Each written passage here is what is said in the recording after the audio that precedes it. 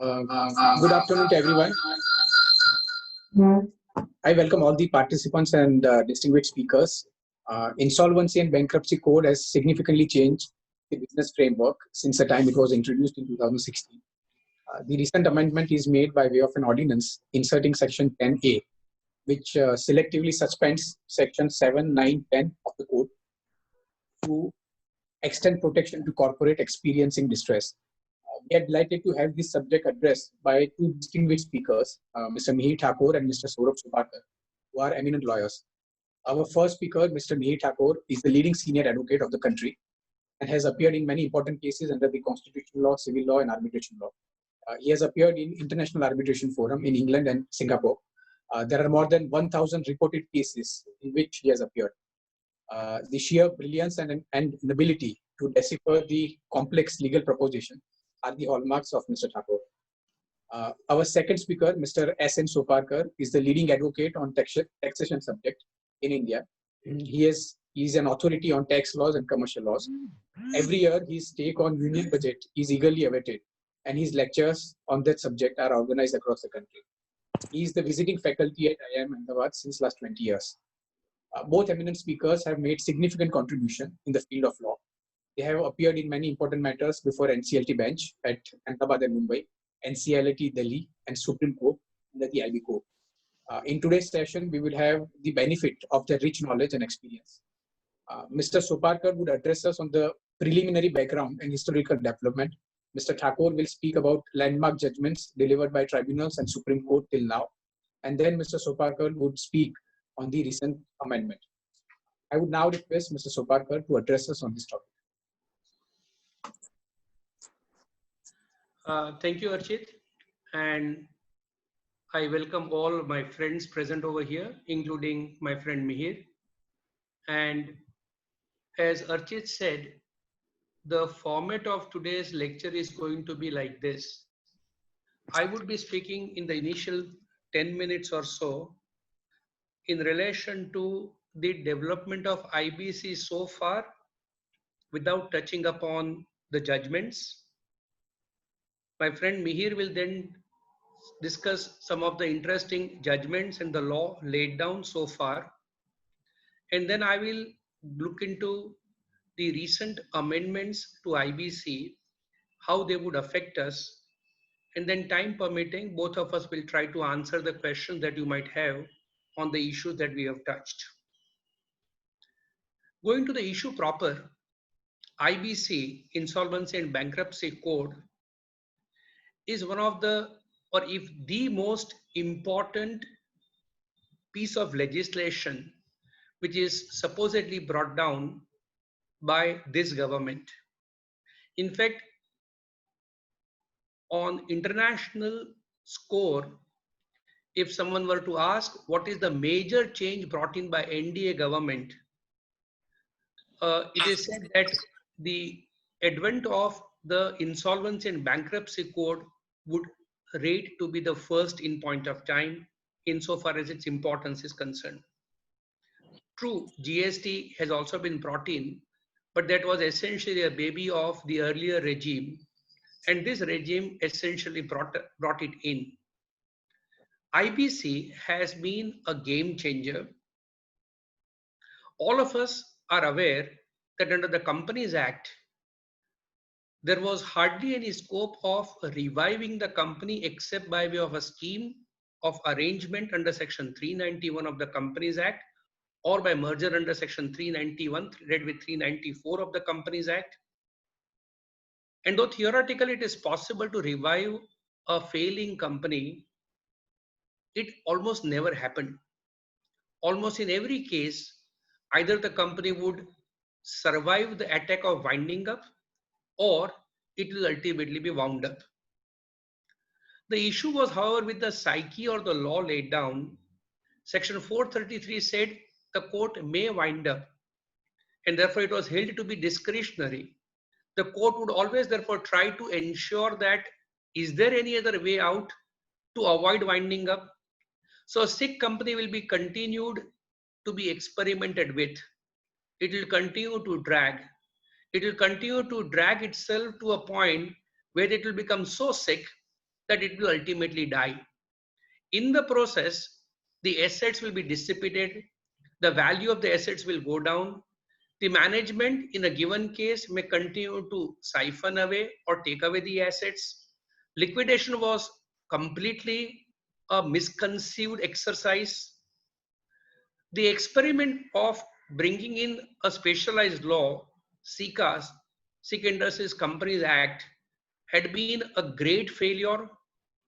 It was a remedy worse than the disease on account of the fact that a company which would go to SICA, to BIFR under SICA, would get immunity from any proceedings. The managements which had very dim reputations would go to BIFR at times by doctoring their accounts and by creating sickness.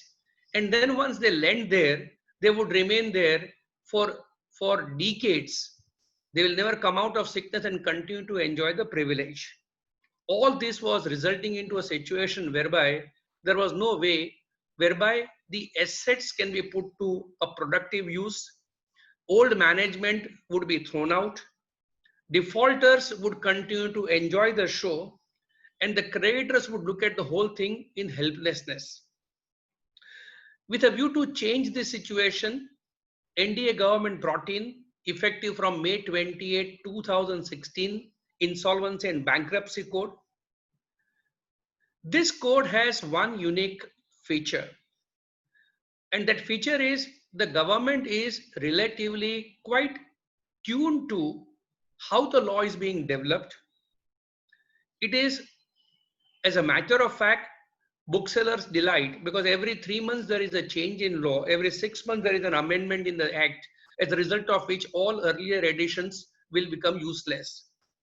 The reason why the law is required to be amended so frequently, the law is brought in the year 2016. In 2016 itself saw 2 changes, 2017 saw 2 amendments, 2018 saw 2 amendments, 2019 saw 2 amendments, and 2020, so far we have got 2 amendments.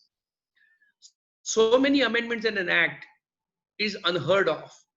In a way, it is good, because whenever the law is interpreted either by NCLT or NCLAT or by the Supreme Court, which is not found to be in tune with the thinking of the government, where the government finds interpretation may not necessarily be echoing the voice of the government, they immediately step in.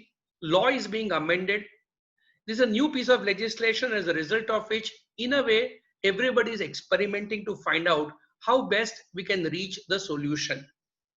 The purpose behind this legislation is, as I said a little while ago, to ensure that debtors who were always in possession of the assets and who were essentially responsible for creating this situation are put out of their possession. IBC ensures that creditors remain in control of the company. There is a genuine attempt to revive the company with a speed, and if the company can be revived now in a given case with the change in management, then it must be revived. If its value can be preserved, let it be preserved. But if it is found it cannot be preserved, if it is not possible to turn around, then quickly take into liquidation, so that monies can be realized and amounts can be paid to all those who are entitled to it as quickly as possible. And therefore, this law has, in a way, over a period of little more than 3 years, survived a large number of amendments. If I take tally of how the law has panned out, according to one study, till November 2019, almost 167 cases were settled, whereby the amount payable to the banking system in the sum of rupees 3.68 lakh crore was settled. 3.68 lakh crore was settled, and the recovery was rupees 1.57 lakh crore, which was as high as 42%. Not only that, the creditors got, in a given case, an amount higher than the liquidation value also. It's a different matter that of late, like every problem of judicial system, the things are also getting delayed delayed and delayed beyond any reasonable expectation. But all of us would recall when the law was brought in, the moment a debtor, corporate debtor would receive notice from the NCLT asking him to respond, people were afraid of not getting matters settled before the due date for hearing, because there was an apprehension that on the due date, either the matter is presented to the NCLT, actually settled, or NCLT will admit the petition. Unfortunately, that kind of hurry has gone away. 14 days time within which NCLT has to pass the order has now become, in the routine course, 4 to 7 months. In a given case, it goes as high as 14 months. 180 days, which was originally the norm for having CIRP, in a given case 270 days, has now become 330 days. And even within 330 days, we find it may not be possible to settle all the issues. But then this is a developing law. This law will ensure that creditors will get the money quickly. This law has ensured that debtor which is responsible for the purpose of default does not remain in control of the company. This law will ensure that once NCLT admits the petition and CIRP process begins, the creditor's representative, RP, will take over the management of the company. So if a debtor has no control thereafter over the company, and B, RP will try to, so far as possible, revive the company by bringing out a resolution plan. And if resolution plan does not come in, then the company will be taken into liquidation. Therefore, in the initial period, before I hand over the mic to my learned friend, Mr. Mihir, my take is this is a very, very important piece of legislation. And I'm sure over a period of time, we'll see many changes to be brought in to make the law far more effective, either because of the pronouncements of law by the courts or even otherwise to meet the changing times, like the amendment which is now being brought in considering the COVID-19, to which I will come in the second stage. With this, let me hand over the proceedings to Mihir.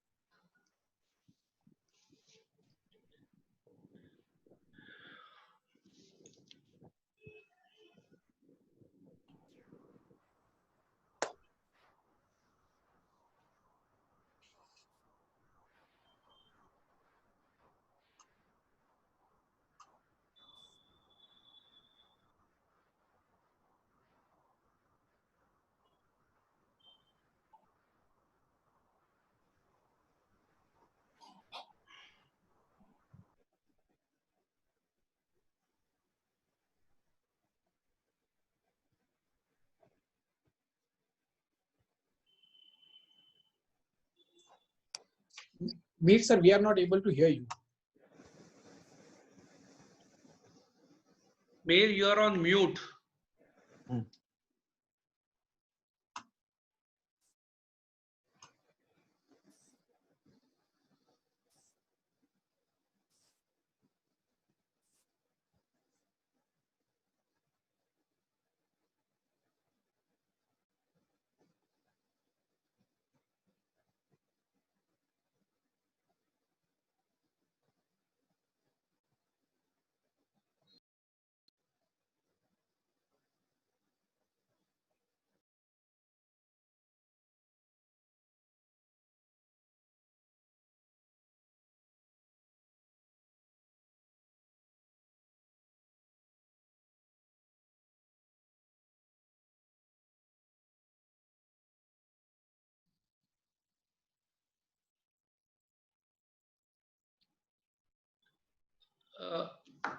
Do we wait for 2-3 minutes? Otherwise, I can start with my part, and in the meantime, Mihir can adjust himself. So we can start with your part. Let's find out from We can Mihir start as to with- whether he's stuck or not. Yes, Lord. Okay.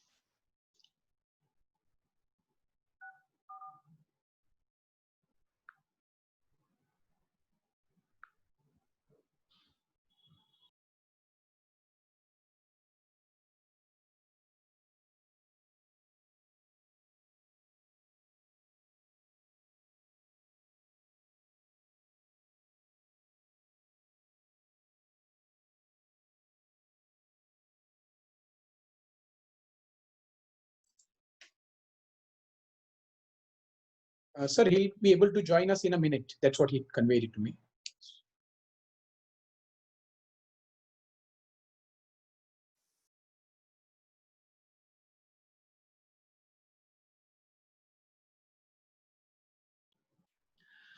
In the meantime, for the benefit of the participants, I am going to present a PowerPoint presentation, which is not really anything except the bare sections, which will be, if anyone wants, and Archit has got it, Archit will share, whoever wants can inform Archit.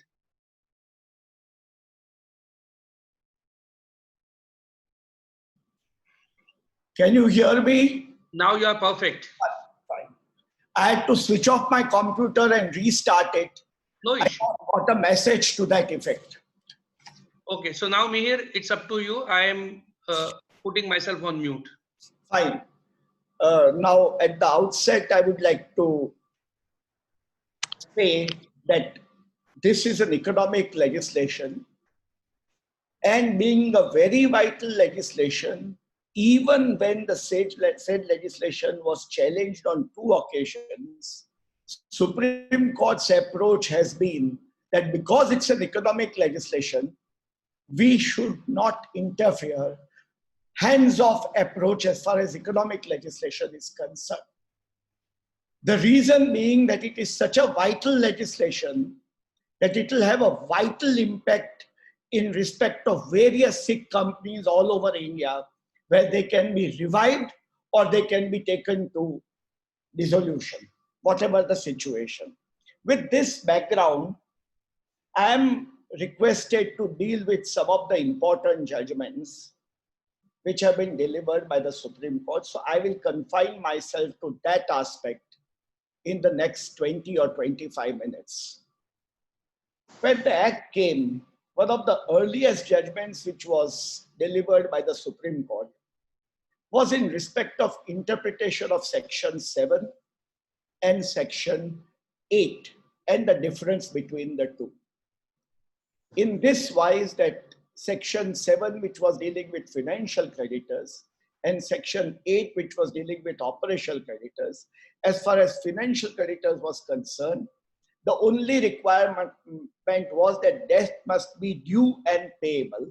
If that is so, it was maintainable. While in respect of 8, a defense could be raised within 10 days, and then such a defense could be looked into by the adjudicating authority before admitting the petition. This was followed by a judgment in Macquarie Bank versus Shilpi in 2018 to SEC, but it was of limited relevance that a notice for the purposes of Section 8 can also be given by a lawyer, because that was the contention raised. This is the earliest judgment in point of time which is of relevance. Another important judgment which came up was in respect of guarantors, and whether guarantors, the moratorium would apply to guarantors or it will not apply to guarantors. And the Supreme Court in State Bank of India versus Ramakrishna, 2018-17 SEC 394, took the view that moratorium would only apply to the corporate debtor and not to the personal guarantors of the corporate debtor. This was, of course, clarified by the amendment on 6/6/2018 by amending subsection 3 of section 14. Two very vital, in 2018 itself, there was a very vital amendment, and that was 29A of the Act. By introduction of 29A, the Act sought to debar certain persons, particularly those who were responsible for bringing down the company, whether it is the same company or any other company, to be debarred from participating as a resolution applicant. Once the resolution, once the corporate insolvency process starts, the first step would be to invite resolution plans. These people were not permitted to apply for resolution plan under section 29A. This came to be interpreted in two decisions. First was Chitra Sharma versus Union of India 2018-18 SEC, which categorically said that the object of the amendment, there are in fact three decisions on this, and I will deal with all the three. Object of the amendment is to debar, and therefore a person who is responsible for the downfall of the company would not be entitled to participate in the resolution plan. This was followed by ArcelorMittal versus Satish Kumar Gupta. This was a little interesting case because there were two resolution applicants for Essar Steel Limited, ArcelorMittal and one New Metal. Supreme Court held both to be disqualified. ArcelorMittal was declared disqualified as they were in control or management of two companies, Uttam Galva and KSS Petron, both of which were non-performing assets. While New Metal was declared not eligible on the ground that it was promoted originally by Revant Ruia, who was a man acting in concert with the original management of Essar Steel Limited. While holding these two aspects and dealing with interpreting section 29A, the Supreme Court also laid down that the role of resolution professional is very limited, and that is only to confirm whether the plan is as per section 30 subsection 2 or not, before it is presented to the adjudicating authority or the COC, before it is presented to the COC. It doesn't have any major role to play. It is an administrative role and not any adjudicatory role. The only point of time when judicial mind has to be applied is when the COC approves the plan and it is presented to the adjudicating authority. It also further held that matter cannot be taken to the adjudicating authority at every stage. It can only be taken to the adjudicating authority after the COC approves or disapproves the plan. This was the ArcelorMittal. It is reported in 2019 to SEC page 1. The third judgment where 29A was considered was the virus challenge of the Insolvency and Bankruptcy Code in Swiss Ribbon versus Union of India 2019-14 SEC, page 17. There, the constitutional validity of the whole code was under challenge.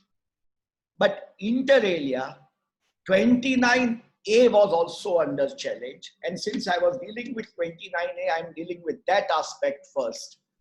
And the Supreme Court held that no person has any vested right in submitting a resolution plan. One of the contentions which was raised was that 29A, even if valid, has to be prospective and it cannot be retrospective. The Supreme Court held no. Even if the resolution plan was submitted before that, or even if the insolvency resolution process started before that, 29A would apply to all. The reason being that nobody had a vested right to submit a resolution plan. Therefore, in this judgment, Supreme Court said that 29A would be retrospective from day one because it's a procedural law and it is not a substantive law. Apart from that, in Swiss Ribbon, the first principle which Supreme Court laid down while upholding the legislation was that this is primarily an economic legislation. So the court's approach would be judicial hands off. We will not interfere in challenging the validity of an economic legislation because the whole object of the legislation is to see that companies are revived. So while observing that being an economic legislation, there will be a judicial hands-off approach, and it upheld and held that the differentiation between an operational creditor and a financial creditor is a valid differentiation made in the Act, and there is no reason to strike it down. They said that the financial creditor is involved in the coming up of the company from day one, and therefore it cannot be treated in the same way as an operational creditor. And it also said one more argument which was advanced in Swiss Ribbon was that if there is a counterclaim or a set-off being claimed against a financial creditor, Supreme Court said, because this was an argument that financial creditor, there is no defense whatsoever, absolutely no defense. The Supreme Court observed that set-off and counterclaim can always be considered by the resolution professional. But at the stage under Section 7, a financial creditor's application has to go through so long as he is able to establish that there is an outstanding debt which is payable, due and payable. So with Swiss Ribbon, the whole act was upheld. It again reasserted that resolution professional has no adjudicatory powers, it has only administrative powers. Again, the act was under challenge by the Supreme Court in Pioneer Urban Land Infrastructure versus Union of India, 2019-18 SCC, page 416. This challenge was in the context of amendment to Section 5(8) financial debt, which included also treating real estate projects as financial creditors. Again, the Supreme Court reasserted the principle laid down in Swiss Ribbon.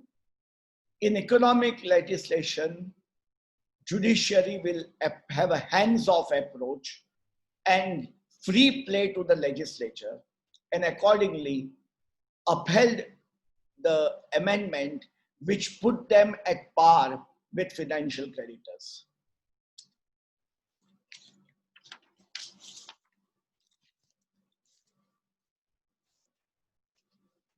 One side issue, not a major judgment, but there are two judgments of the Supreme Court which have taken the view that if the debt even of a financial creditor certificate is beyond 3 years, application under Section 7 or 9, as the case may be, would not be maintainable.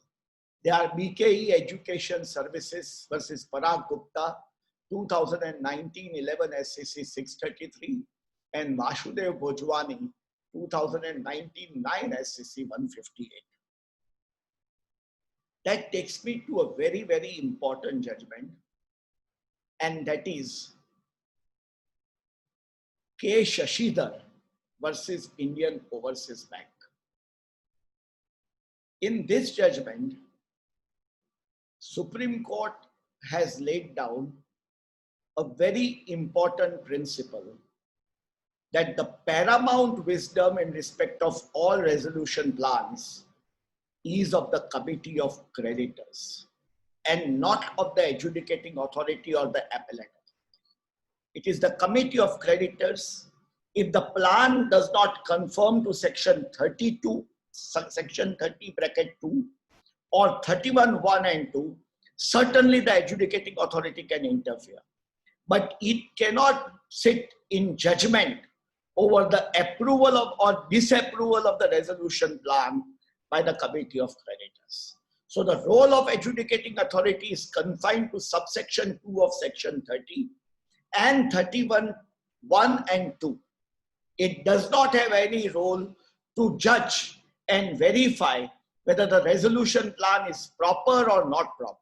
That is purely within the prerogative of the committee of creditors, and their inquiry is final. This judgment of K. Shashidharan, which also held that 66% is prospective, they amended 75% approval and 66%, that is prospective and not retrospective.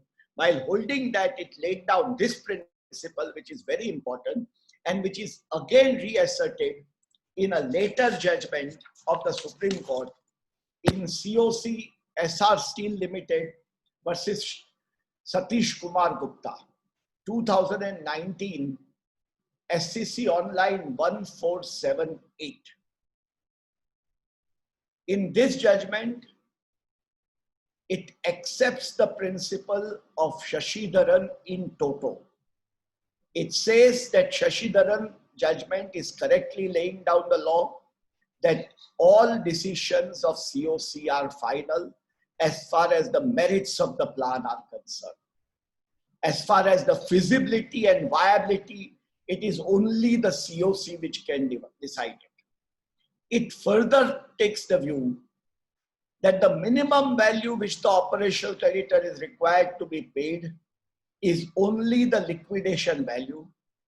In that case, NCLAT had taken the view that the total debt should be distributed between the financial creditor and operational creditor.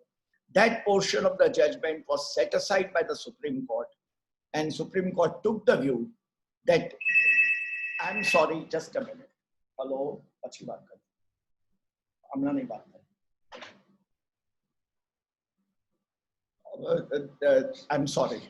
That NCLAT judgment took the view that all creditors have to be given same treatment, financial and operational, and consequently the whole kitty which was being received from ArcelorMittal was distributed between the financial creditors and the operational creditors in such a way that all the operational creditors would also get a substantial sum of money. This part of the judgment was set aside by the Supreme Court. The NCLAT relied upon Swiss ribbon. Supreme Court held that the interpretation placed by NCLAT on the Supreme Court judgment of Swiss ribbon was wrong. The two are distinct categories. Within the same category, you cannot differentiate. These are two separate and distinct categories, and nothing more than a minimum value as per the liquidation value is required to be paid to the operational creditor. And the resolution plan of ArcelorMittal, which was after the first matter, was approved by the Supreme Court. While so holding, it also took the view that if the resolution plan doesn't extinguish personal guarantees and categorically says that the personal guarantees will survive, they will survive subject to whatever defenses are available to the personal guarantors. Once it is approved, the resolution plan, it binds even the guarantors of the company, the personal guarantors of the company. So this is how the judgment of the Supreme Court has been laid down in ArcelorMittal's case. COC versus Satish Kumar Gupta, again SR Steel case. In the interregnum, an interesting issue came up before the Supreme Court, and that was in Vijay Kumar Jain versus Standard Chartered Bank. It was a matter of Rushish Soya, when the Supreme Court held in the matter that even the directors of the corporate debtor, they were not being ever supplied the resolution plan. They are participants in the meeting of the COC, and therefore they are entitled as participants to the resolution plans. This was held by the Supreme Court in Vijay Kumar Jain, 2019, SCC Online 103. That takes me to 2 or 3 recent decisions of the Supreme Court.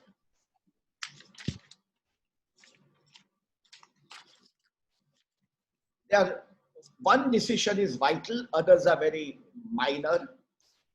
One is in respect of Rajendra K. Bhutta versus Mahada, 2020 SCC Online 292. The issue arising in that case was that there was a property of Mahada which was given to the corporate debtor on license. Mahada took action in respect of the said property, that now that the corporate debtor is under CIRP process, we are entitled to recover back the possession. The Supreme Court held that the property was being occupied by the corporate debtor and moratorium would apply under section 14(1)(d), because although it was not an asset of the corporate debtor, it was occupied by the corporate debtor under a license, and therefore moratorium would apply. That is what has been held by the Supreme Court recently. Another judgment of the Supreme Court, also not of much relevance, but I would like to point out, is Maharashtra Seamless versus Padmanabhan Venkatesh, 2020 SCC Online, page 67.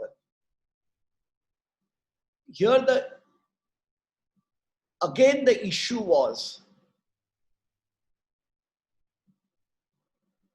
what should be the amount which is required to be paid under the resolution plan. Now the resolution plan was offering an amount which was below the liquidation value. The question which arose before the Supreme Court was, can there be a resolution plan which offers below the liquidation value as contemplated under Regulation 35? The Supreme Court took the view that computation of liquidation value by a valuer is only for the assistance of the COC. COC can as well accept a resolution plan which is offering an amount below the liquidation value. It is not necessary that it is required to accept the plan which is only above the liquidation value. This, in addition to that, there was a request by the resolution applicant to withdraw the resolution plan under section 12A. The Supreme Court held that the resolution plan, once given, cannot be withdrawn under section 12A.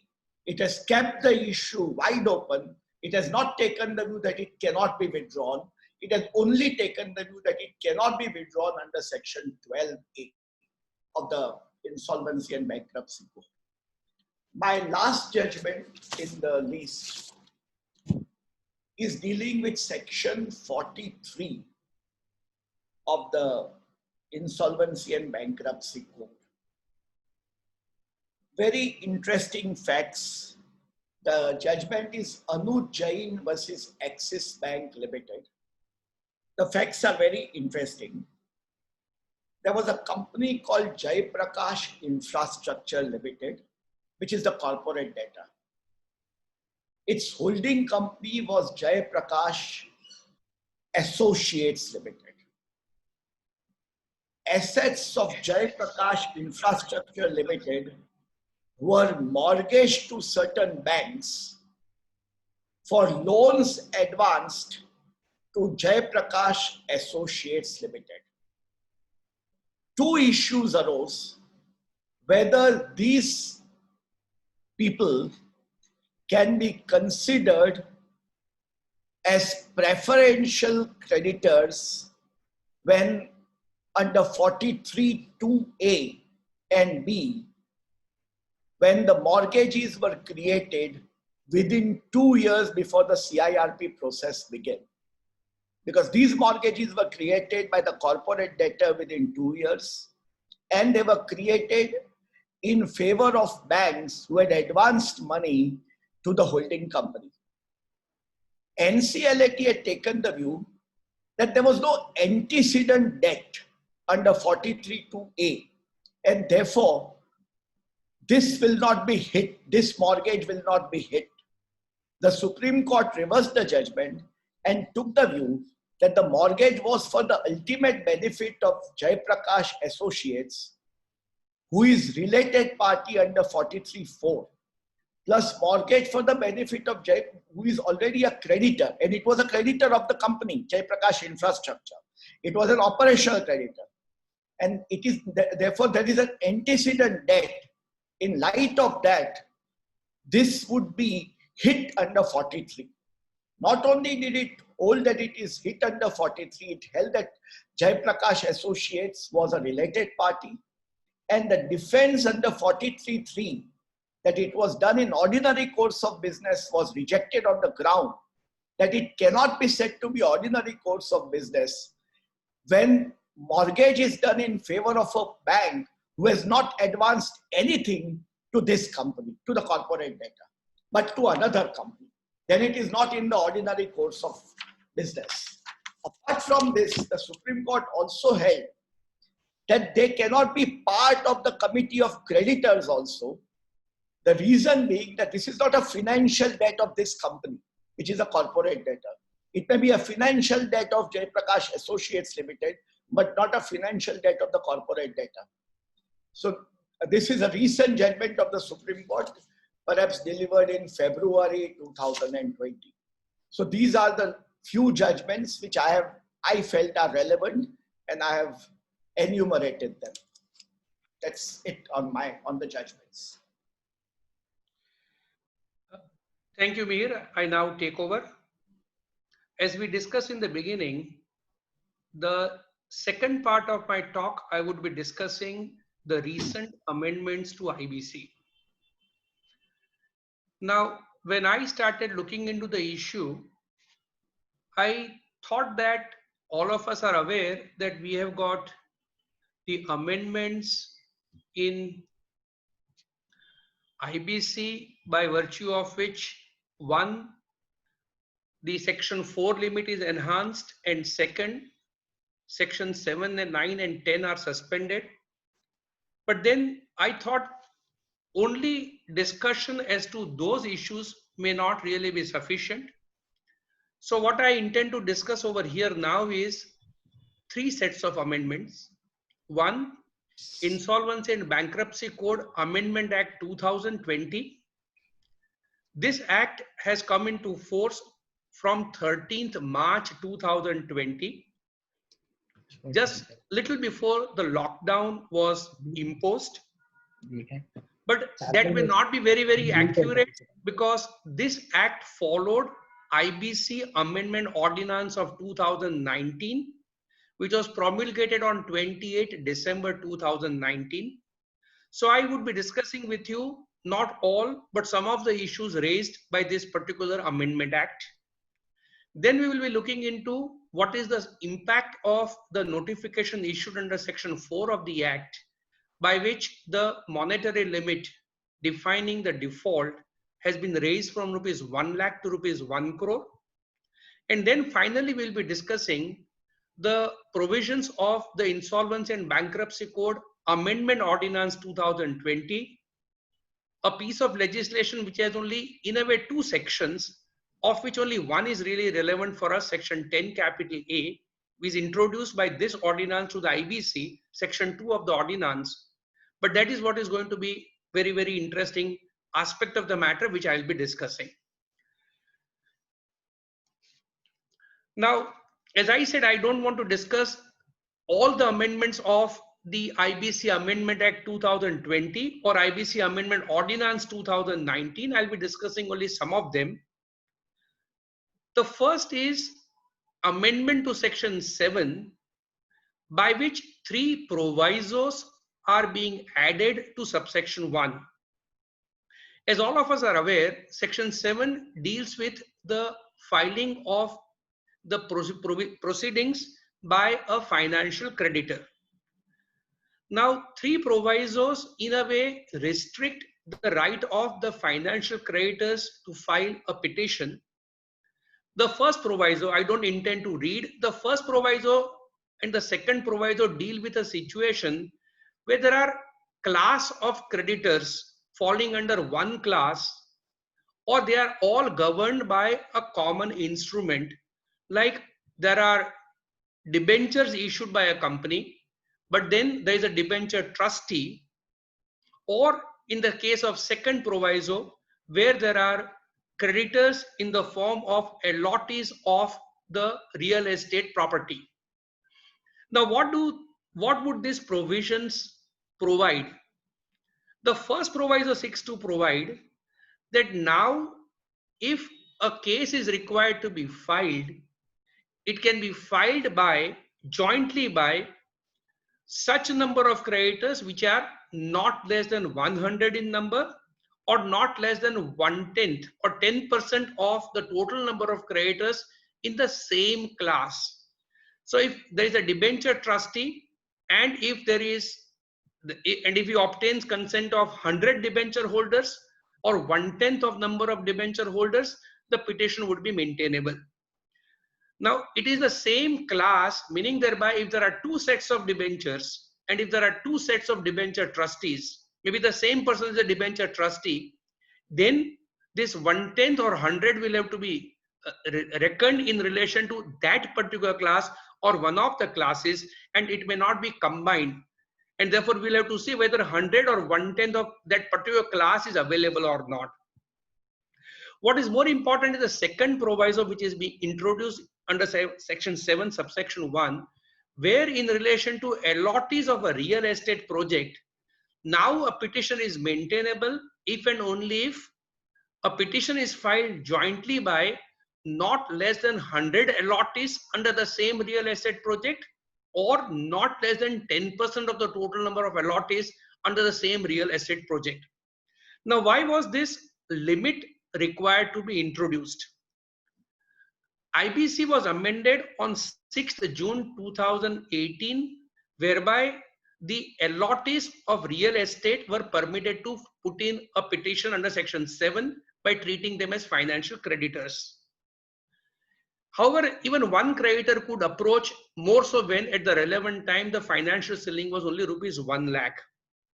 Between June 2018 and September 2019, as many as 1,821 cases came to be filed by real estate allottees, and there was a strong demand from the real estate sector saying that this is becoming too much, and individual allottees for good, bad or indifferent reason are stalling the project and are creating serious problems for the real estate companies. And therefore now you have to ensure that the case will be filed only by the specific number of people, otherwise the petition would not be maintainable. The 100 number or 1/10 again will be in the same real estate project. Therefore, if a developer has, let's say, Greenfield Project 1, Greenfield Project 2, Greenfield Project 3, I'm just assuming the name as Greenfield as the name of a project. And there are 3 independent projects, maybe in the same locality, maybe as extension of one after another. But if they are independent projects, whether they will be independent or not would depend upon the facts of each case. But if they're independent projects, then 1/10 of or in relation to that independent project will have to be reckoned rather than 1/10 of the total number of allottees. The third proviso only says that if an application is already filed before on the date on which the ordinance was brought in, that is on 28 December 2019, and if within 30 days the application is not modified so as to comply with the requirement of total number of applicants in accordance with either the first or the second proviso, then the application will stand dismissed or will stand withdrawn. In other words, now there is a financial ceiling which you need to cross if you are filing petition in relation to a financial creditor, either as a class of creditor governed by a common instrument, or if you are a lottee of a real estate. Section 14 is also sought to be amended. Two amendments are sought to be brought in. My friend Mir has dealt with one issue, and the other issue is relevant over here. Now, Section 14.1, as all of us are aware, provides for moratorium. Section 14.1 deals with 4 situations. Once CIRP begins, there is a moratorium against inter alia, the filing of new suits, execution, etc., transfer of any property by the corporate debtor, initiation of SARFAESI proceedings, or recovery of property by a third party, 14.1d, which was referred to by Mihir. Now an explanation is sought to be introduced below section 14.1a. 14.1. In my view, this is technically not an explanation, it's an independent provision. Nonetheless, we will read it as an explanation. What is sought to be provided now is that if a corporate debtor has the privilege of enjoying a license, permit, registration, quota, concession, etc. from government or a government agency, then the same will not be suspended or terminated on the grounds of insolvency, subject to a condition which we will immediately see. In other words, if a corporate debtor is right now having a license, permit, etc., then merely on the ground that the corporate debtor is facing insolvency, the government or government agency will not be permitted to terminate this. The reason is obvious. The whole purpose of IBC is to ensure that so far as possible, the company can be converted into a profit-making entity by finding out a new suitor, by finding out resolution plan. So it is necessary to keep the company a live company. That's why section 14.2, to which we'll go immediately. Now, in a given case, if the license is terminated or a license is cancelled, it will create a serious problem. So now there is a specific provision that no such license, permit, registration can be cancelled, but please mark, only on the ground of insolvency. In other words, if there is any other reason for the purpose of cancellation of permit, license, quota, etc., the same is still open and authority cannot be prohibited from doing that. Supreme Court very recently was called upon to adjudicate this issue. In the case of Embassy Property Developers Private Limited, 2019 SCC Online 1542, where during CIRP, the mining lease of the corporate debtor was terminated. The resolution professional approached NCLT and challenged the termination of mining lease. NCLT upheld the contention of RP and declared that cancellation is not correct. The state carried it to High Court, challenging the jurisdiction of NCLT for declaring such a for a declaration of this nature. Ultimately matter landed up in Supreme Court. The Supreme Court said that jurisdiction of NCLT does not go beyond determining the issue in relation to IBC and as to whether or not the termination is in accordance with the law governing the mining is beyond the jurisdiction of the NCLT. Supreme Court also held, incidentally, that in a given case, if NCLT acts wholly without jurisdiction, the REIT may be maintainable. In other words, now if there is an insolvency CIRP and only on that ground the termination is being effected, the same is not permissible, NCLT can prevent it.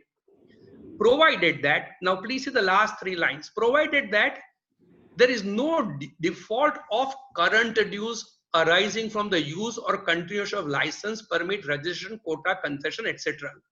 So it is not as if heads I win, tail you lose policy. If RP wants to continue to take benefit of a license, permit, quota, etc., then he must pay for the same in relation to the moratorium period.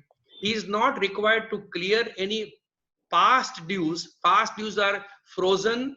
They are covered by moratorium under section 14(1). But the current dues, the dues in relation to moratorium period will have to be cleared. If the dues are not cleared, again, the authority will be entitled to terminate this particular privilege. The second amendment is insertion of section 2 capital A, subsection 2 capital A to section 14. Now section 14(2) entitles the resolution professional to insist that during the CIRP process, the essential services must continue to be supplied to the company. The CIRP regulation 32 says which are the essential services. There are only 4: electricity, water, telecommunication, and information and technology. Now the experience had shown that merely on the basis of these 4 essential services, the corporate debtor cannot really survive. Corporate debtor, if it's a going concern, will require supply of goods, supply of services, and nobody would be prepared to supply goods or services unless one is assured of payment even during CIRP. Sometimes when the supply of goods or services was very essential and the supplier was having a monopoly position, he would arm twist the RP and say, unless you clear my old dues, which otherwise were protected under section 14, I am not going to start supply. So now subsection 2 capital A says 2 things. One, whatever RP believes are the goods which are of an essential nature or supply of services are of essential nature, critical to protect and preserve the value of corporate debtor and manage the operation of such corporate debtor as a going concern, the same shall not, the supplier of goods or services shall not terminate, suspend, or interrupt the supply thereof during moratorium. So now the resolution professional has a far greater power of calling upon supplier of goods and services which he believes are important for the purpose of continuing the corporate debtor as a going concern, call upon the supplier to supply. Supplier is duty bound to supply, provided that, please again say the last 3 lines, provided that for the supplies effected during the moratorium period, he will have to be paid. So the supplier would be entitled to say, for this supply you shall pay to me, failing which I will not supply. Old dues are not to be given to him in preference to all other creditors who are waiting in the queue. But in relation to supplies which are effected during the moratorium period, he would be entitled to ask for the amount, failing which he is entitled to say, I am not going to supply the goods. The next amendment, which is not very, very vital, nonetheless, I thought I'll just deal with it. There was a lacuna in proviso to section 23, which was introduced by 2018 second amendment. The life of RP is otherwise during CIRP, but CIRP is likely to be concluded within 180 or 270 or 330 days now. What happens if during the CIRP, the resolution plan is discovered, it is put before the adjudicating authority NCLT, but NCLT has yet to take a view.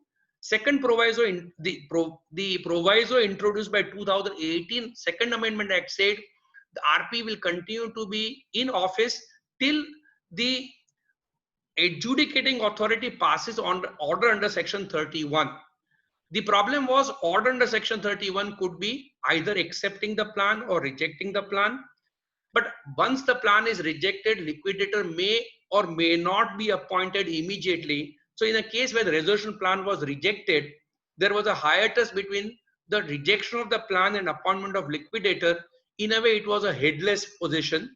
So now the amendment says that RP will continue to work till either the plan is accepted under section 31(1) or till the liquidator is appointed under section 34 if the plan stands rejected. Section 32A, it's a long section, but it's an important section. I will only deal with it very, very in simple language. There are 2 problems which were being faced. The first problem was in relation to past criminal actions to which the corporate debtor was a party. If a corporate debtor was a party as a company, the company would also suffer prosecutions. Prosecutions might have been launched before CIRP, or it might be launched during CIRP. In all probability, they would be launched before CIRP. Now, in a given case, that if the resolution plan stands accepted, the new resolution applicant, successful resolution applicant, would take over the company itself. Now, if he takes over the company, he will also take over the liability of facing the prosecution. For example, corporate debtor has, when it was in existence before CIRP started, checks were issued, checks bounced, Section 138 proceedings have started against the company. Now, if the resolution applicant takes over the company, he will also have to face Section 138 proceedings, and all complications would take place. So Section 32A, subsection 1 essentially provides that for all criminal actions of past, resolution applicant, successful resolution applicant is not responsible. If his plan is approved under Section 31, is not responsible, provided, I'll not go into the exact language, provided the same person has not, the old management has not taken over the company. In other words, when the management has undergone a change, the new management would not be answerable in relation to any prosecution, and the prosecution will automatically be, will stand discharged. The company therefore is not answerable for any such prosecution, and it will come to an end. The company would be required to give necessary facility to the prosecuting agency for the purpose of prosecuting the case against the defaulting directors or partners in case of LLP, etc. But otherwise the company is immune. The second part, subsection 2, deals with attachment of property.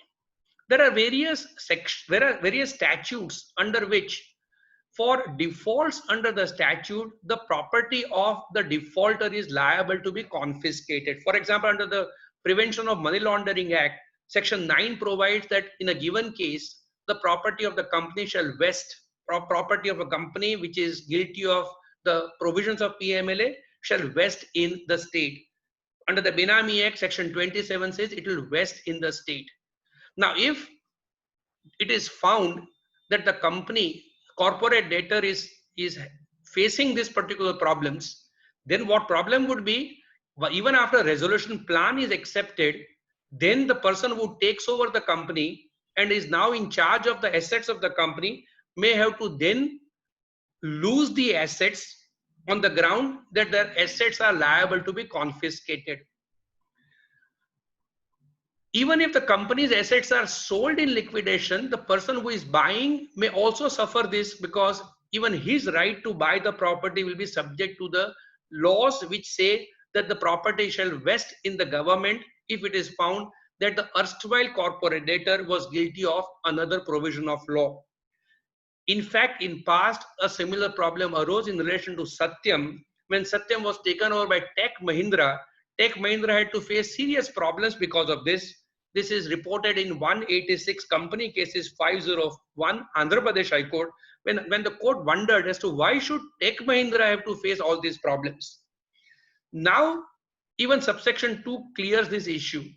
In other words, subsection 2 says that once a resolution plan is accepted, provided the person who has put in the resolution plan is not a part of the old management, or if resolution plan is not accepted and the property is sold in liquidation, the person who is buying from the liquidator will not have to lose out the property merely because the property is subject matter of some litigation, some attachment under some law. In other words, all those attachments, distress, etc. would stand discharged, and the successful resolution applicant or buyer in liquidation will get the property free from any such litigation.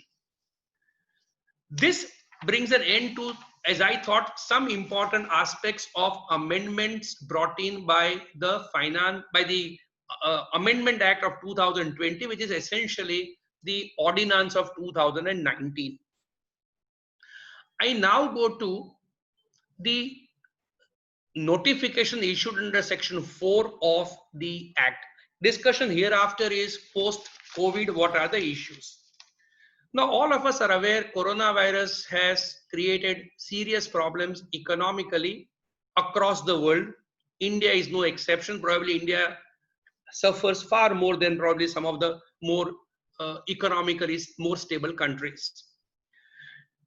The government was conscious of this, and therefore immediately when the lockdown was announced, the Honorable Finance Minister made two statements. One, that the threshold limit under Section 4 for the purpose of approaching NCLT is being enhanced.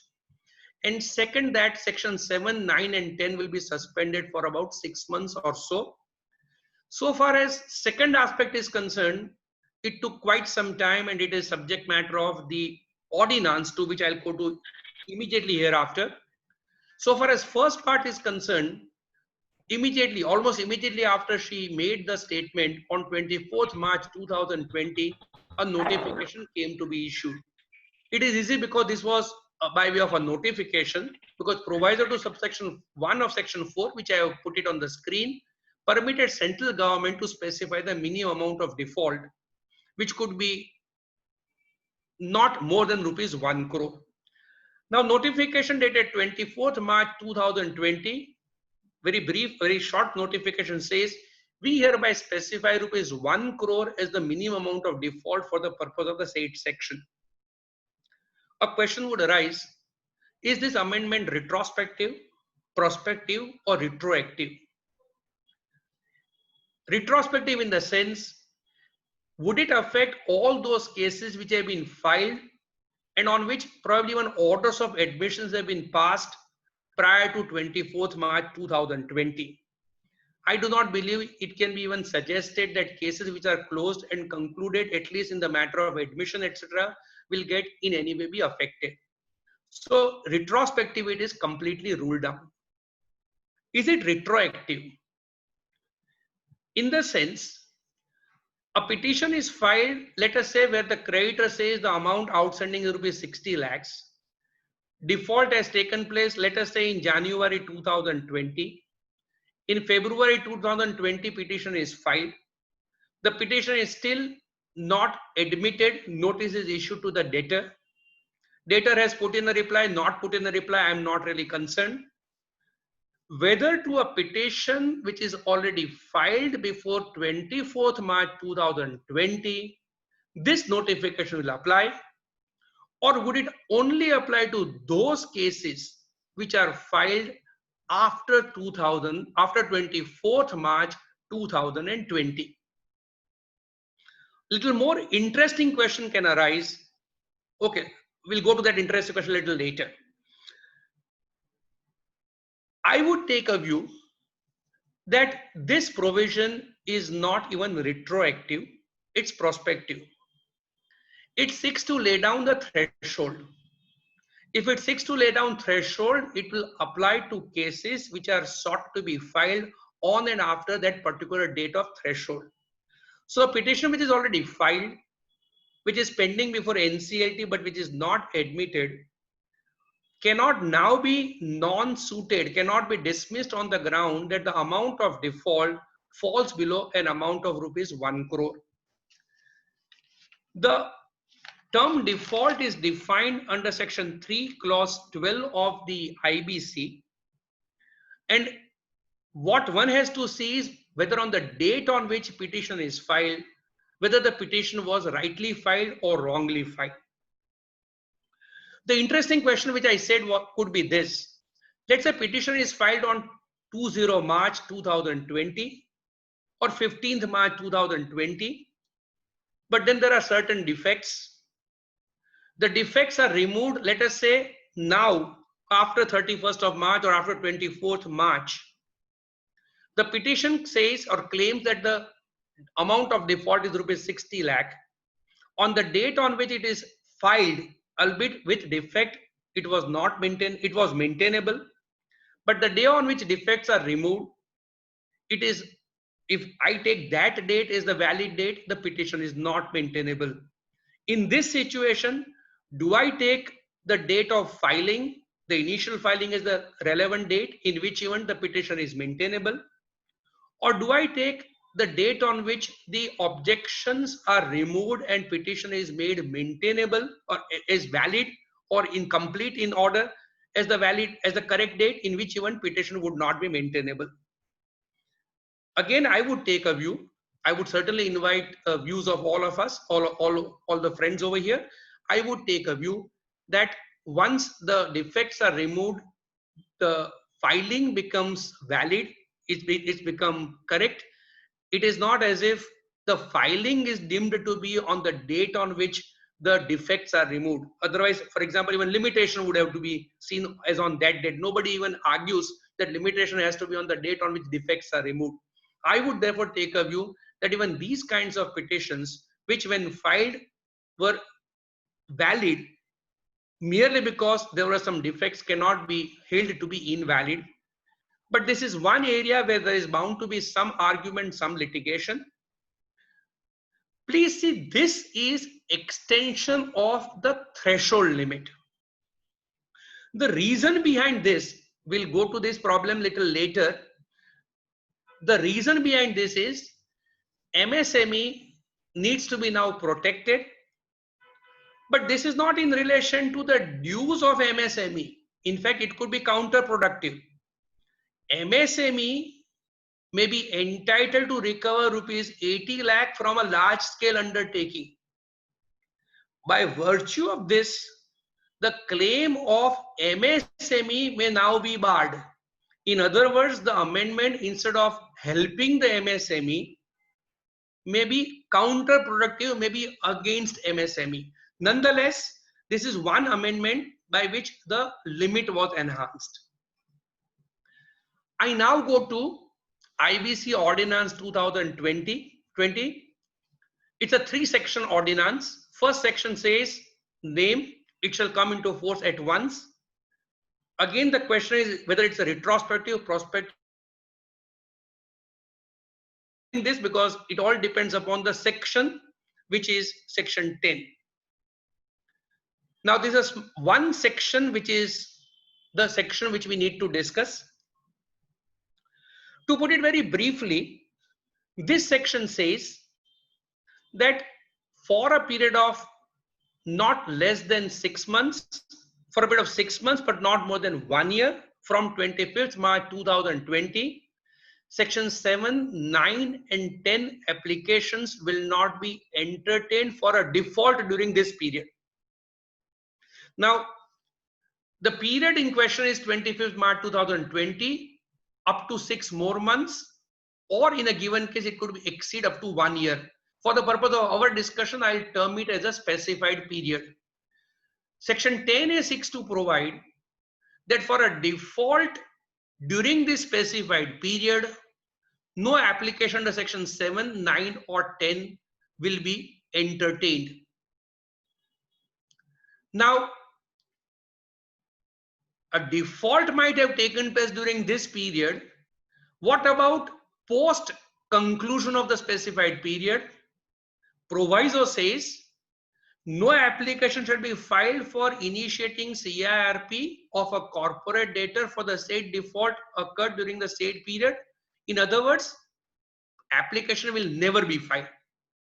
So even if there is a default during this during this specified period, the default, even if it continues thereafter, no application will be filed for initiating these proceedings. Therefore, going back to the issue of whether it is retrospective, prospective or retroactive, the provision is certainly prospective in nature. It deals with defaults which would take place on and after 25th March 2020. However, this small provision, okay, please see explanation. Explanation also says that any default prior to 25th March 2020 is not protected by this section 10A. Therefore, defaults up to before 25th March 2020 not immunized. Default during the specified period immunized. Once specified period is over, again the default thereafter is not immunized. This is going to raise some issues. So now I have highlighted the issues or the problems which we'll be discussing. First issue. I thought of these 6 problems. There could be many more, but I thought of these 6 problems which I thought I'll discuss with you. Whether in relation to default which took place during the specified period, an action is prohibited even after specified period is over, or is this a continuing default? Let us take a situation. I supply goods of rupees 1.5 crore to someone in January. The credit period is 4 months. The amount becomes due and payable in April. April, it falls within the specified period. I will not be entitled to take any steps today because section 10A prohibits me. Now, but if the amount is not paid to me, even let's say in December, and I take it that by 25th September, hopefully that is over, or let us say amount is not paid to me even post the conclusion of specified period, can I then say that now the amount is outstanding, now you are not paying amount to me, and therefore it's a case of a default, it's a continuing default, and therefore now on the basis of that continued default, I am entitled to maintain the petition. I am of the view such an argument would not be available. Apart from the proviso to section 10A, if you look at the definition of default, it says section 2 clause 12, default is an event where debt is due and payable but is not paid by the debtor.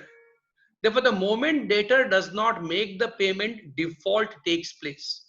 Now, if default has taken place during the specified period, merely because it's a continuing default, the continuation of default is not a new default. It's the same default which is continuing. And therefore, if it's the same default which is continuing, I am of the view that so far as this amount is concerned, so far as this default is concerned, a creditor would be prohibited from going under IBC for all times to come. Second issue is a little more interesting. Take the same example, supplies in January. Take a view that the amount due and payable is on 30th of June, 6 months credit period is given, or it's a financial debt, the installment itself is due on 30th of June. Now today I know that if the default takes place on 30th of June, I am prohibited by going under IBC. Can I as a creditor, though debtor may not ask for it, sue to extend the credit period and say, okay, I am very gracious, I am charitable, amount is due and payable by you on 30th of June, but I give you 6 more months credit period, and therefore now the amount will be due and payable on 31st of December. And let us say by 31st of December, the specified period is over and the debtor does not pay even by 31st of December. Can I then go to IBC in January 2021? In other words, whether a creditor suo motu unilaterally avoid creating an event of default by extending the period of credit. In a way, it's an ironical situation. Normally, the debtors want to avoid default. Here, whether the creditor can avoid the default. Again, in my view, credit period is also a part of an agreement between the parties, and one of the parties unilaterally cannot modify the agreement. It has to be by way of a novatio. Only 2 parties will be entitled to renegotiate and rework the terms of the supply. And therefore, if the creditor writes a letter saying, I have extended the credit, debtor would have right to say, I do not want or I am not interested in the credit. Maybe the effect would be the debtor may have to suffer proceedings under the civil law, but he will be entitled to avoid the position of IBC. The third issue would be, though this ordinance is promulgated on 5th June 2020, please see section 10A. It says defaults arising on or after 25th March 2020 onwards are protected. Now, theoretically, I am not very sure because of lockdown whether this is possible or not. But it is likely theoretically that a default took place, let us say on 31st of March, and somebody filed a petition before NCLT electronically or otherwise on 15th of April or 30th of April or 10th of May. before 5th June. Now, on the date on which petition is filed, there was no such prohibition. If you go to language of section 10A, it says no application shall be filed, but I've already filed it. Can I be told that section 10A prohibits filing and shall be filed should be read as shall be entertained or shall be maintainable? What about a petition which is filed validly, but now by virtue of section 10A, the filing is found to be, so to say, impermissible? My view would be, taking a view that such a petition would be maintainable would be hyper-technical view, because if you look at section 10A read with proviso, for such a default, petition is not to be entertained at any point of time. Therefore, though petition was filed maybe validly, the same will have to fail because such a petition would not be maintainable. The fourth issue, again an interesting issue. I find as a creditor that amount is due and payable during the specified period, but it's an operational credit. I need to give a demand notice under section 8(1), and in the event the debtor, corporate debtor, does not make payment to me within 10 days thereafter, I have a right to approach NCLT under section 9. Question is, can I not issue notice? Because I know that even if I issue notice, I am not going to get anything out of the notice because today IBC doors are closed. So I will not issue notice. I will issue notice only after the specified period is over. Can I say that by not issuing notice, I have postponed the event committing default? To put it differently, whether the occurrence of default is dependent upon my issuance of notice. If it is dependent upon my issuance of notice, I will not give notice. I will not create default. And because I do not create default during specified period, post specified period, I will issue notice and then say, now IBC applies. My view would be, the default does not depend upon notice. Default is a stage prior to the notice. Even if default has taken place, you may choose not to give notice immediately. You may choose to give notice at any point of time in future, subject to the period of limitation. But merely because you choose to give notice at a later date, you are not in any way postponing occurrence of a default. Default has taken place, as section 2 clause 12 says, when the debt became due and payable but was not paid by the debtor. So whether you give notice or you do not give notice, or whether you choose to give notice at a later stage, you will not be entitled to argue that default which has taken place during specified period has not taken place during this period but has occurred later on because I gave notice later on. The fifth issue. Now we saw that the threshold limit is raised from 1 lakh to rupees 1 crore, and that is why this issue is likely to come up. Let us say there is a bank, and bank has given a finance which is in the sum of rupees 1 crore and let's say 1 crore and 20 lakh. The amount is required to be paid in quarterly installments of rupees 30 lakhs each. The amount is payable on 1st January, 1st April, 1st July and 1st October. Let us assume by 25th of September, the specified period is over. Now, there is a default of all the 4 installments. 25 lakh January, 25 lakh April, 25 lakh July, 25 lakh October. Let's say each installment of rupees 30 lakh, total amount is 1.20 crore. If I take 1.20 crore as a whole, section 4 threshold is met with. However, if I need to exclude the defaults which have taken place during the specified period, then the amount of default will only be rupees 60 lakh. January installment and October installment, April and July installments are covered during the specified period. would I be entitled to maintain the petition at any point of time?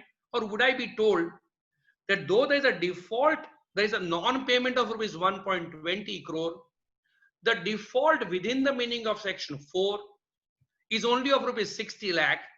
The balance amount of rupees 60 lakh is not covered by the definition of default, and therefore, though the amount outstanding may be rupees 1.20 crore, the petition would not be maintainable. Now, please see section 10A says, for the default during the specified period, no insolvency provision would lie. Proviso also says, no petition will be filed for the default during this period. In other words, I would take a view, not very happily, but I would take a view that this default gets immunized for all times to come. Therefore, though the total amount of default may be in excess of rupees 1 crore, if default during the specified period is less, if you ignore the default during the specified period, the residuary default is of an amount less than rupees 1 crore, you may be again prohibited from filing a petition under section 7 or section 9 of the IBC. Finally, this is not a default within the meaning of IBC, within section 10A says, but let us say post CIRP, the debtor goes into liquidation. Would that amount be payable to me or not? Surely the amount is payable, merely because you are prohibited from taking steps under IBC. If somebody else has taken steps or post specified period because of some other debt default, the CIRP proceedings result into the winding up, your right to claim the full amount, in my view, is in no way affected. These are the 6 issues which I thought are the issues which arise under section 10A. Before I go to the second small amendment, let's go to issues which are still left out. I wonder as to why section 10 is immunized.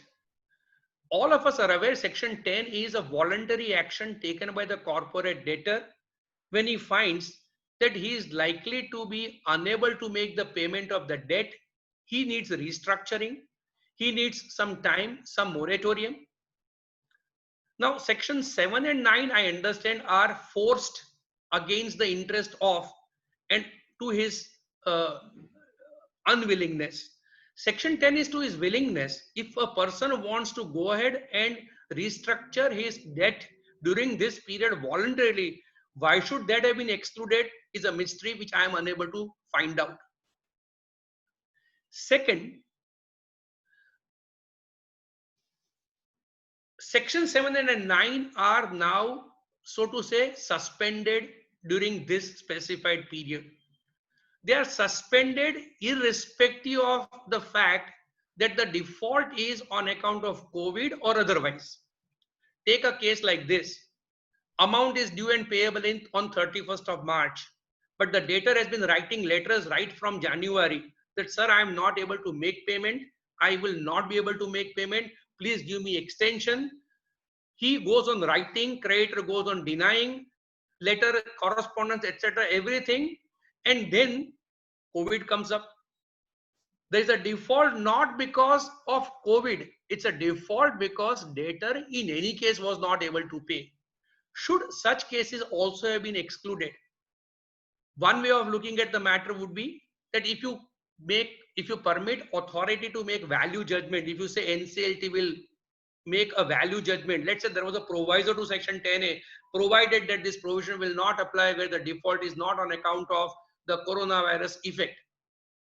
If you would have permitted the authority to make that value judgment, then probably it would have led to serious complications. And it would have resulted into a situation where the whole thing would have been left to uncertainty. So that is the reason why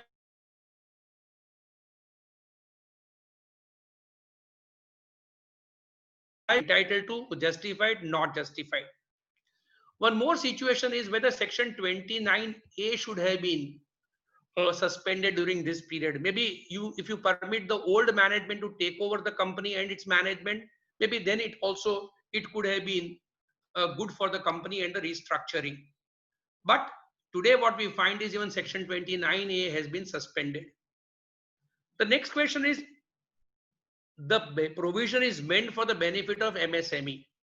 I'm aware that the Honorable Finance Minister has made a statement that Section 240A provisions are being invoked, and for MSME there will be some other set of another package of amendment.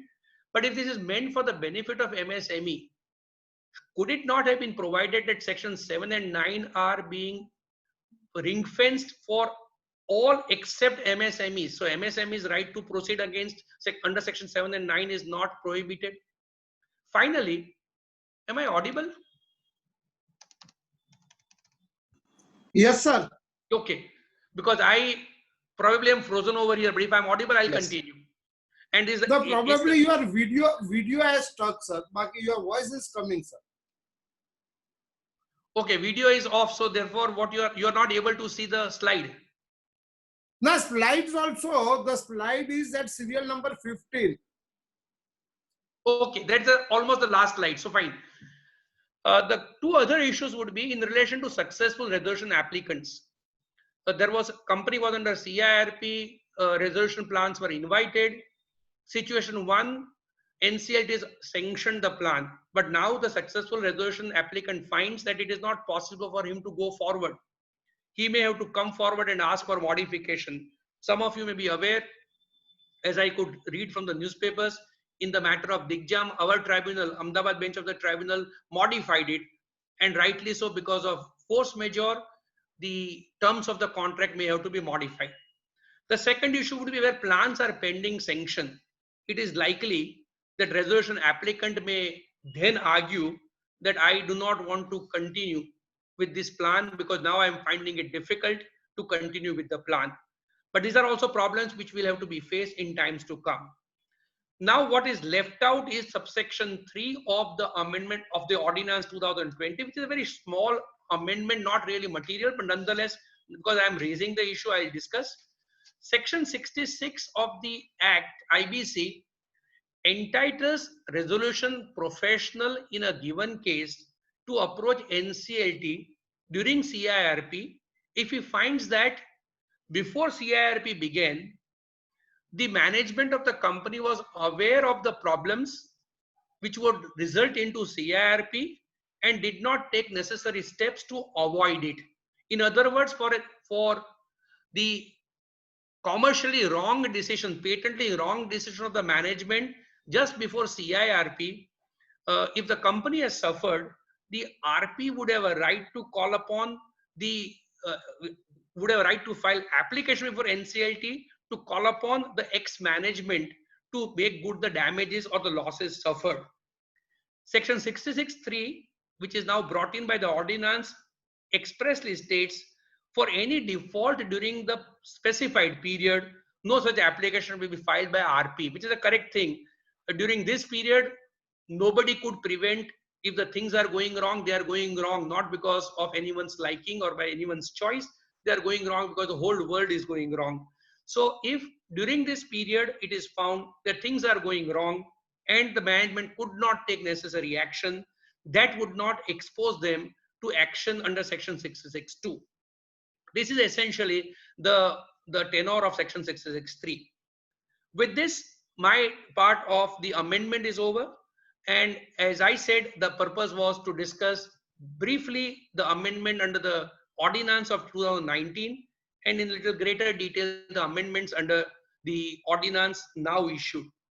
Some of you will recollect that at some stage to NCLT Bar Association, I had promised that we will have this seminar, but we were to wait for the ordinance. We waited, and that is why the whole thing started a little late. But then I believe by now we have got the ordinance, and then so far as I am concerned, my part of the job is over. I thank you all for very patiently listening to me. If there is some time, we can have some question answer. Otherwise, I would take an end. Thank you very much. Thank you, Mir sir. Thank you, Saurabh sir, for the enlightening session. If there are any questions, or one or two questions, if we may take.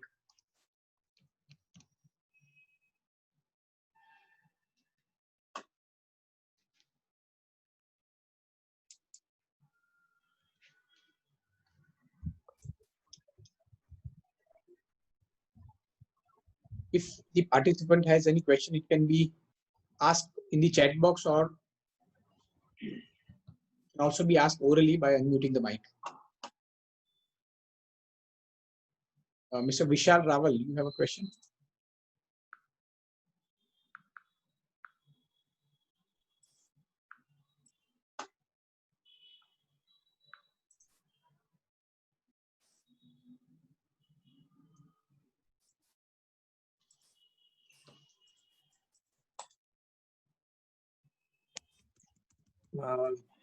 What will be the situation when someone has already sent the demand notice before lockdown but not filed the case?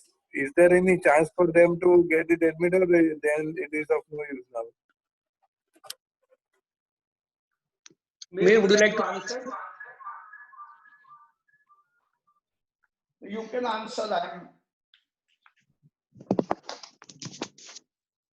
I have already. One second, because The question which was posed was answered.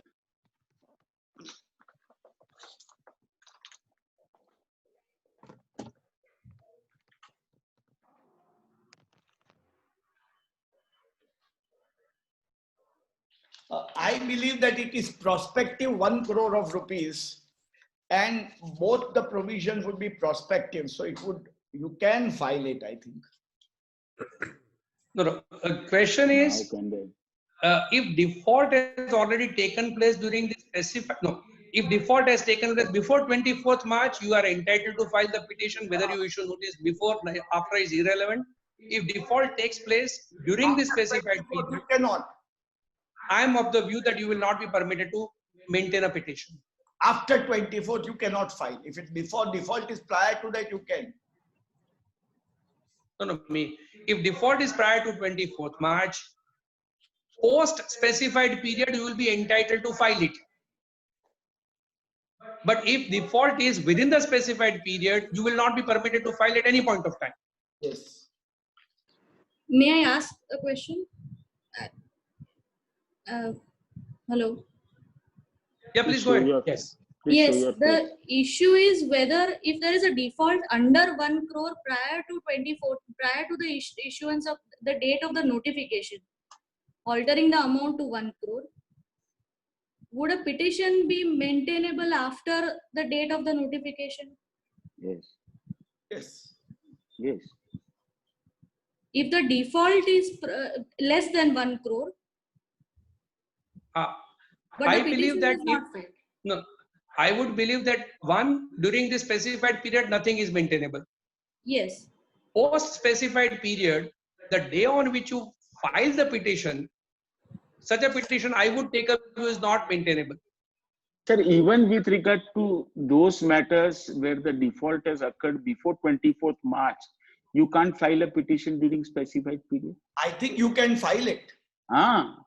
That's right. Petition No. doesn't debar it. That's right. Section 10A will not cover this. Yes, Yeah, it that's will right. cover this. No, so you said, sir, that it can't be done during specified period. You Therefore, can do it. I feel that you can do it. I'm not sure, but I feel that way.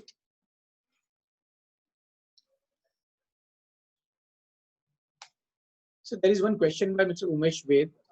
Can the resolution plan pending for approval by adjudicating authority be withdrawn by the resolution applicant? No, you cannot. I cannot, I don't think you can withdraw. In fact, it's a difficult case. You may not be able to withdraw even because of COVID. Sir, I have a question.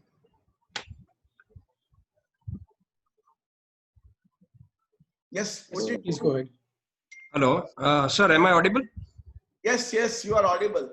Yeah, sir, I have a question. So as hello, as Saurabh sir said, so far as like what he has given an example of that installment of 30 lakhs per month, 30 lakhs for a quarter, and that comes to 1 crore 20 lakhs for a year. So as he said that before 25th March, there were defaults of two of the quarters, that is like 60 lakhs, which is below the threshold limit of 1 crore. And after this, during the specified period, there was a default of say more of the 60 lakh.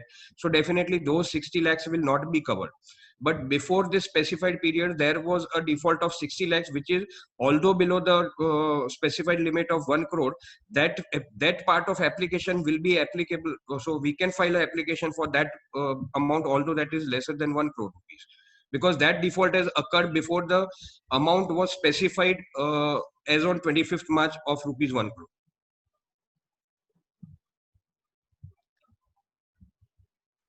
There appears to be a difference of opinion between what Mihir is saying and what I am saying. We'll have to await the final view on that. I would believe that the day on which the petition is filed, if that petition is not permissible, maybe you may not be able to reckon with the date of default.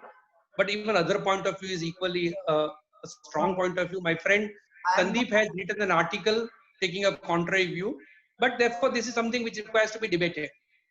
There is a judgment of Madras High Court which has taken, Madras NCLT, which has taken the view that it is prospective. Yes, but NCLT view is not the, in a way, that's final. One So, view is there of NCLT. correct. Yeah, Madras. Sir, I just wanted to know only one thing from Mr. Thakur or from Mr. Soparkar. Sir, you have seen the second judgment of SR Steel, where the principle with regard to the waterfall mechanism under section 53 has sought to be laid down, pursuant to which, and or before that, there has been an amendment to section 30 subsection 2. Sir, what is the principle which has been laid down by the Supreme Court with regard to the distribution is concerned? If I am not mistaken, in the SR Steel judgment, the COC, based on the pressure or from the direction of NCLT, convened a meeting and they decided that vis-a-vis operational creditors are concerned, we will pay them 1,000 crores, which worked out to 20%. That principle or that distribution is accepted by the Supreme Court.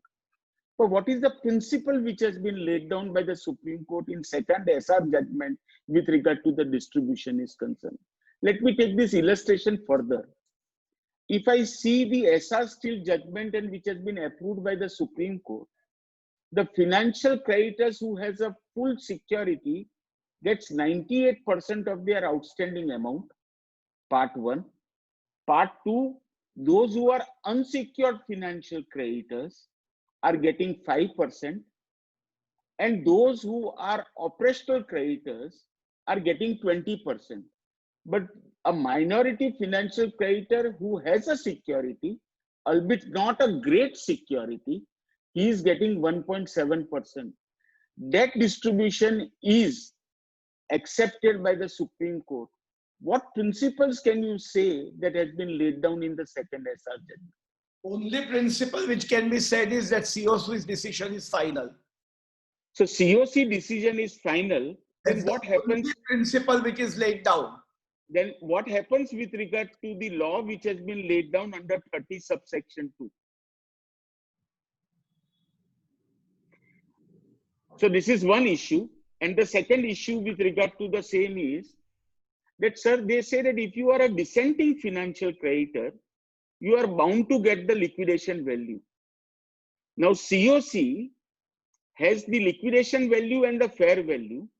A resolution applicant comes and he gives near to the fair value as distribution is concerned. The COC can sit down together and say that, okay, we will take the maximum and 2 or 3 minority who are not required for the purpose of 66%, we will give them only the liquidation value. That person who is given only liquidation value as financial creditor will object and turn down this resolution plan. But under the law, he is entitled to get only the liquidation value. Can that dissenting financial creditor can argue by saying that though others are receiving the fair value, I am purposefully granted And what does the law with regard to 30 subsection 2 says in this regard? Though I have dissented and pursuant to dissent, I can only get liquidation value. Supreme Court has brushed aside all this and said that whatever is COC, that is final. That's how they have brushed it Thank aside. you. Not analyzed it in this way. Thank you, sir. Ajit, we can close it. Thank you. Thank you. Thank you, Sandeep sir.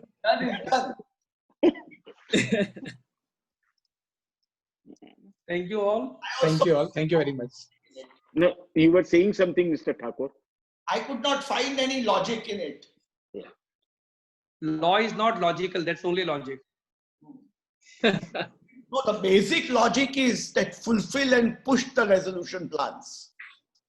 So this judgment is only to say that it is only to push the resolution plan. Yes, that seems to be the logic. So therefore, Nirag should be clear about the same. When so learned gentlemen are there, I fall too short to comment on this. No, that's right. You are right. I accept it. Thank you. Thank you, Sandeep bhai. Thank you, sir. Thank you. Thank you very much, sir. Thank you. Okay, we leave. Thank you, sir.